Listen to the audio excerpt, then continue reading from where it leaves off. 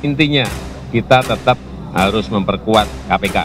Kita tetap harus memperkuat KPK. Udah, intinya ke sana. Kita tidak memberikan toleransi sedikitpun pada pelaku tidak pidana korupsi. Korupsi adalah korupsi, tidak bisa diganti dengan nama lain.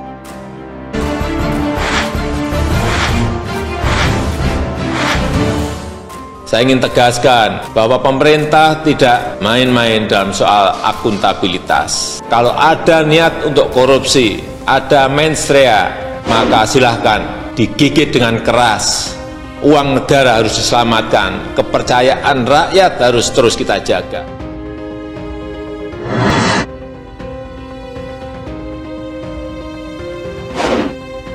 Tahun lalu, menjelang pelantikan Presiden Jokowi untuk periode keduanya, narasi pelemahan KPK pun dimainkan. Banyak yang memainkan, ya LSM, ya para aktivis mahasiswa, ya para pegawai KPK-nya sendiri. Termasuk PA212 yang berdemo belakangan pada Februari 2020 dengan tuntutan mau melangsirkan pimpinan KPK yang baru dilantik 2 bulan sebelumnya.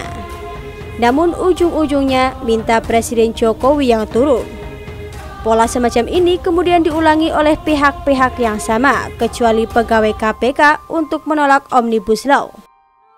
Ujung-ujungnya juga sama, minta Presiden Jokowi turun. Sama persis, bedanya hanya antara pegawai KPK dan pihak serikat buruh. Kesamaan lain adalah dimainkannya pula ancaman bahwa jika Presiden Jokowi tidak mengeluarkan Perpu KPK, maka aksi demo mahasiswa akan menjadi sebesar aksi tahun 1998. Kejayaan juga sama-sama memanggil. Pola yang sama bukan? Ujung-ujungnya pun sama, mau turunkan Jokowi. Maka kemungkinan besar dalangnya pun sama. Waktu itu bahkan Dewan Penasehat KPK juga ikut memberi pernyataan secara gamblang soal pelemahan KPK. Pertama, secara kelembagaan, melalui revisi Undang-Undang KPK, lembaga kita dilemahkan, kemudian juga tata kelola organisasi ini dilemahkan dengan cara yang sangat sistematis. Di saat yang sama, dilakukan pelemahan nanti orang-orang yang akan mengeksekusi ini, sehingga nanti tidak ada pilihan KPK nanti akan hancur luar dalam, ujar Dewan Penasehat KPK Muhammad Sani An-Nafari di tengah aksi mahasiswa yang memakai tagar Save KPK. Dia juga menuduh bahwa adanya revisi Undang-Undang KPK untuk menguatkan KPK adalah omong kosong belaka. Novel Baswedan di momen yang sama juga melontarkan tuduhan bahwa adanya revisi Undang-Undang KPK waktu itu adalah upaya dalam rangka menggagalkan, menjatuhkan, mematikan KPK. Tak lupa, Novel menyerukan kepada para mahasiswa untuk tidak boleh lelah, tidak boleh menyerah mendukung KPK. Itu tahun lalu. Tahun 2020 ini pada bulan Agustus lalu, kembali Novel menyerang Presiden Jokowi dengan narasi pelemahan KPK, yakni ketika Presiden Jokowi menerbitkan aturan pemerintah atau PP nomor 41 tahun 2020 tentang pengalihan pegawai KPK menjadi ASN, sejalan dengan diatur dalam Undang-Undang nomor 19 tahun 2019 tentang KPK. Itu adalah tahap akhir pelemahan KPK. Kali ini masalah independensi pegawainya. Terlihat dengan jelas Presiden Jokowi berkontribusi langsung terhadap pelemahan dimaksud, kata Novel di media. Padahal hakim juga ASN kan dan tidak lemah tuh dalam menjalankan tugasnya. Mungkin Presiden Jokowi gemes juga karena ternyata isu pelemahan KPK masih saja dimainkan. Dan langkah Presiden Jokowi itu memang sudah dirancang sejak adanya rencana revisi Undang-Undang KPK tahun lalu. Presiden Jokowi memang tidak mengeluarkan semua jurus sekaligus. Mungkin sambil melihat perkembangan juga. Atau memang sedikit tertunda karena adanya pandemi COVID-19. Untuk mengcounter narasi pelemahan KPK oleh pemerintahan Presiden Jokowi, akhirnya Presiden Jokowi mengeluarkan peraturan presiden atau Perpres yang sifatnya meninggikan level KPK di antara para aparat penegak hukum lainnya. Langkah ini sangat telak menampar para pengusung narasi pelemahan KPK. Perpres nomor 102 tahun 2020 yang berlaku tertanggal 21 Oktober 2020 itu adalah tentang pelaksanaan supervisi pemberantasan tindak pidana korupsi. Dilansir dari cnnindonesia.com, dalam salah satu pasal disebutkan bahwa dari hasil supervisi, KPK berwenang mengambil alih penanganan kasus korupsi di Kejagung atau Polri.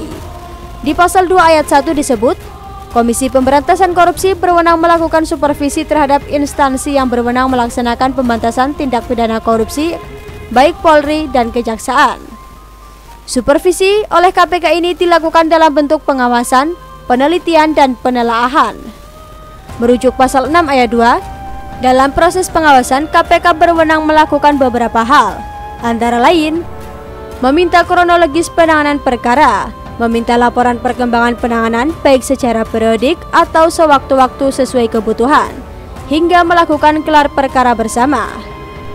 Dalam rangka penelitian, KPK berwenang meneliti pelaksanaan hasil pengawasan, memberikan arahan dalam pelaksanaan hasil pengawasan, melakukan rapat mengenai perkembangan penanganan perkara, dan melakukan gelar perkara bersama.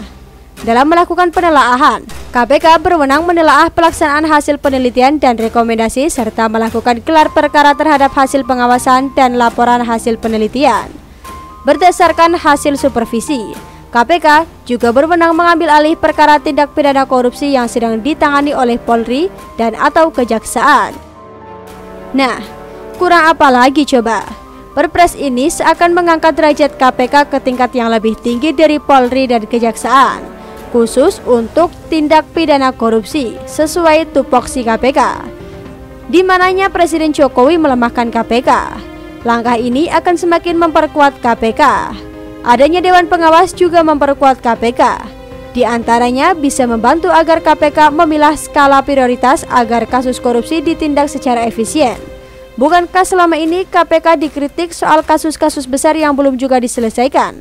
Sementara OTT yang kerap digelar KPK itu nilai kerugian negara tergolong sedikit, kelas receh pula. Harusnya KPK menyelesaikan kasus-kasus besar seperti kasus Bank Senturi, Wisma Atlet Hambalang, dan kasus suap pemilihan Deputi Gubernur Bank Indonesia.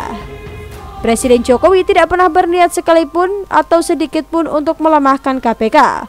Perpres yang baru terbit ini juga semacam sentilan agar KPK makin unjuk gigi memberantas korupsi kelas kakap. Intinya, kita tetap harus memperkuat KPK. Udah, intinya ke sana. Kita tidak memberikan toleransi sedikit pun pada pelaku tidak pidana korupsi. Korupsi adalah korupsi, tidak bisa diganti dengan nama lain. Saya ingin tegaskan bahwa pemerintah tidak main-main dalam soal akuntabilitas. Kalau ada niat untuk korupsi, ada mensrea, maka silahkan digigit dengan keras. Uang negara harus diselamatkan, kepercayaan rakyat harus terus kita jaga.